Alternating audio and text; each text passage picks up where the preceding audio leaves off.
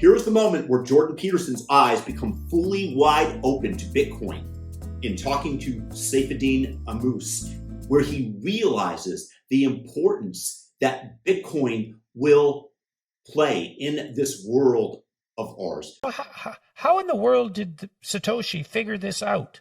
How did he? I don't understand how he could conceptualize this. It just doesn't make sense to me. It's an incredible work of genius when you think about just the amount of expertise that he had to have in different fields of knowledge to bring this monster together is absolutely astounding. Yeah, well, just the conceptualization to begin with, let alone the implementation, the engineering implementation. To be fair, I mean, it wasn't like he invented this problem. It's a problem that had been around for many decades. People had been trying to build a digital form of money for decades. You know, since the 1970s and 80s and 90s, there have been attempts to do something like this. And the different attempts to produce something like this always came up against a technical problem called the Byzantine generals problem. And then Satoshi figured out a solution to it through the proof of work system, which is absolutely astounding. So tell me about that. That sounds, if we can do that without deviating too much. So what is that problem and how did he solve it? Well, the problem is essentially about how to get all the different nodes on the network to agree on the same version of what's going to happen together. You know, how do they all agree without having a central command authority? That's really the issue. And why was that the Byzantine generals' problem? You know, ashamed to say it, but I'm not very much up on my history. I'm not sure where the history of the term comes from. Okay. Well, I won't torture you with that then. But he solved the problem of consensus verification without a central authority. Exactly. And the way to do it was to have this expensive ritual called proof of work being performed before any of the members of the network proposes a block of transactions to be added onto the record of transactions. So Bitcoin is, it's a record of transactions that exists over tens of thousands of computers. And the issue is how do you make sure that people don't put in fake transactions in this record? Well, the way he did it was that anybody anywhere in the world could come in and propose new transactions.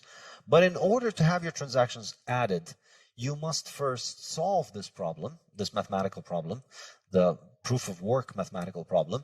And that's actually expensive to solve. You know, it takes your computer running for many, many hours to be able to try and figure out the solution to those things, and for it to get lucky once every 10 minutes. So you have to spend serious money in order to be able to commit to make the claim of the new transactions. And so once, it's like if you just allow everybody to present their record of transactions, then there's no mechanism of coordinating between everybody. Whose record do we pick from all those thousands of people? But if you put, currently, the reward is about 6.5-7 Bitcoin, so that's about $350,000. The Bitcoin network is giving out $350,000 every 10 minutes.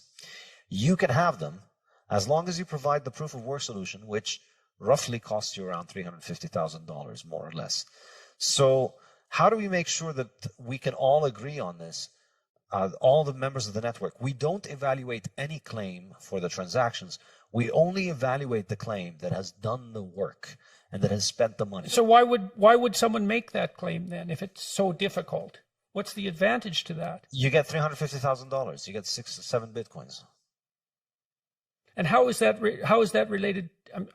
That's the mining process. That's the mining. That is the mining process. That is the mine. Okay, good. Okay, exactly. Now I got it. That's the mining process. Exactly. So to mine new Bitcoins, you have to solve that problem. So this is why it's portrayed as mining. It's like those computers are digging in the ground trying to find the solution of the mathematical problem. It costs money to be able to arrive at that solution, on average around $350,000 currently at current prices. So that's in order to be able to make a claim to get that, your claim doesn't get looked at unless you've solved the problem. And it's very cheap for everybody on the network to see that you have the right solution to the problem, but it's very expensive to arrive at that solution. So the solution is like this very difficult key to find, but once you've found it, it's trivial to verify that this is the right key because you just put it in the lock and it works. So it's instantaneous and very cheap for members of the network to figure out that this thing is correct. So you set up this massive hurdle, essentially, If anybody wants to come and get this reward, they first need to spend. Why wouldn't they just buy Bitcoin? It seems to be a lot simpler than mining it. Then if it costs $350,000 to make $350,000, why bother with the mining? But, you said it rewards more efficient people. Exactly. The short answer is, if you have a way of securing electricity at less than 5 cents per kilowatt hour, then you should get into Bitcoin mining business. Which is lower than most rates everywhere in the world. So if you have a source of energy that is isolated from the grid, or if you have a cheap way of securing energy, then Bitcoin is a great way. Mining Bitcoin is great, but for the most. So does that mean that Bitcoin is a very good way of moving resources from places that can produce electricity very cheaply to other places where electricity is more expensive? Does that actually make the cheap electricity, it makes the cheap electricity much more valuable? Absolutely. This is weird. That's a weird thing. It's very weird. I think it's going to have a very profound impact on the global energy market, because for the first time in history, we have a way to sell energy that is location independent. So a lot of places in the world have a lot of energy, but it's very expensive to get that to the population centers. So the north of Canada has So you don't need wires. Exactly. Jesus, that's weird. That's a really strange thing. Yeah, to get electricity from the north of Ontario to Toronto needs a lot of wires, or you need to, if it was gas, you need to put it on tankers or on trains or in pipelines. All of that stuff is pretty expensive. But with Bitcoin, you just need an internet connection. You take the Bitcoin miners to where that energy is, and then you can monetize that energy and turn it into Bitcoin. It's magic. So what's the net effect of that on the price of electricity worldwide? Is that deflationary with regards to electricity cost? I think so. I think this is a point that I make in the fiat standard, which is that we've had fiat subsidize all these dysfunctional forms of energy over the last 50 years that have led to the grid becoming unreliable.